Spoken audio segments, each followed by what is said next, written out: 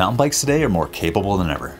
Their modern geometry and components have catapulted our ability to handle increasingly challenging terrain, and our suspension plays a big role in the overall balance and feel of our bikes.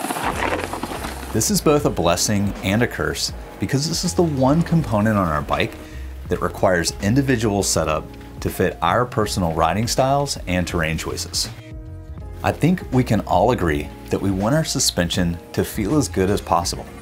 So it's no wonder there are so many tutorials, articles, and videos floating around specifically on this subject. However, there is one crucial bit of information that I find is often overlooked. In fact, I'd go as far as to say that most of these guides and tutorials unwittingly lead people down a path towards poor performance. For the purpose of this video, we're not going to get into the more complicated steps of adjustment using controls such as rebound and compression. What I am going to cover today is actually quite simple, and by the end of this short video, you'll understand how to be able to avoid this one common mistake. To get started, we first need to understand the basics of how an air shock works. Shocks are designed to absorb impacts as well as allow the wheels on our bikes to track the ground and provide grip and comfort on rougher terrain. Air shocks, most commonly found on modern bikes, do this by using a spring created by air pressure. The shock has an internal air chamber which provides resistance to forces trying to compress it. Since riders vary in size, the air pressure can be finely adjusted to the individual's specific weight. The heavier the rider, the more air pressure that's needed to support them, and vice versa. Secondly, as this air chamber is compressed, more air is forced into a smaller space, and the result is a steady increase in the resistance against compression forces, providing the most resistance at the end of the travel to help support against bottoming out.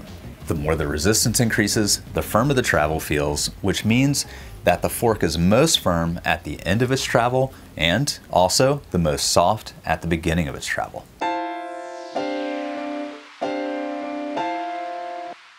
All right, so one of the very first steps in setting up your suspension is adjusting sag. Now, sag is a measurement of the amount of suspension compression that occurs under a rider's static weight.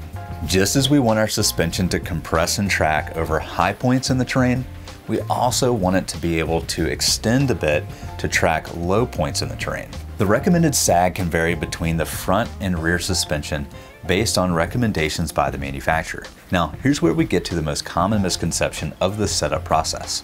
If the recommended range of sag for your fork is 18 to 24% and you're hoping for a nice supple feel, the most common inclination is to set sag closer to the 24% side of the range. The thought here is that a higher sag percentage means less air pressure needs to be used, which means less overall resistance to compression forces. However, remember how that resistance increases the more the suspension is compressed? Well, the more sag we have set, the further we are into that range of resistance. This means that we travel more quickly away from the softer initial stroke and into the more firm mid and much too quickly into the final stroke. All of this can lead to the fork feeling much less comfortable than it should. And generally, the most common response to this is to continue letting more air pressure out, which, as you can imagine, only makes the problem worse. If we add air instead of removing it, we can set sag towards a lower percentage, which allows us to ride higher in the suspension travel and more in that range of the softer initial shock stroke. Okay, so too much sag isn't the only pitfall that leads us into poor setup choices. There's also this idea I hear very often that we should be using the full range of travel on our suspension without taking into consideration the real demand of our intended terrain. If you're riding a short travel cross-country bike on cross-country trails, you'll likely use a good portion of your suspension. If you're riding those same trails on a longer travel trail or enduro bike, then you should be using a relatively lower portion of your suspension. Too often, I see people looking at their phonometers, noticing they have lots of unused travel, and immediately think they need to lower their air pressure to use the rest of what their suspension has available. When in fact, the terrain they are riding does not necessitate the full use of their bike's capabilities. That extra leftover travel is there because you didn't need it. You're still getting the best support and suppleness possible by riding higher in that range, and when the time comes to ride more challenging trails, you'll have that extra travel security in the bank to tackle the larger features. Well, that's all for today, my friends. Thanks for joining me. I hope you found this video useful or at least entertaining. Let me know what you thought of this episode and if you'd like to see more videos like it. If you have any tips you'd like to share or if there's anything you think I missed, drop me a comment below and let us all know your thoughts. Please give this video a like and share it with a friend you think could benefit from watching it. I hope you're all enjoying the coming spring riding season, and until next time, I hope to see you out on the trails. Welcome to Phantom Billy Talk.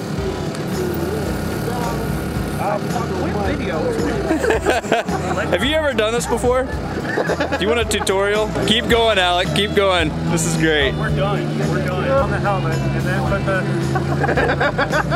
the... There you go.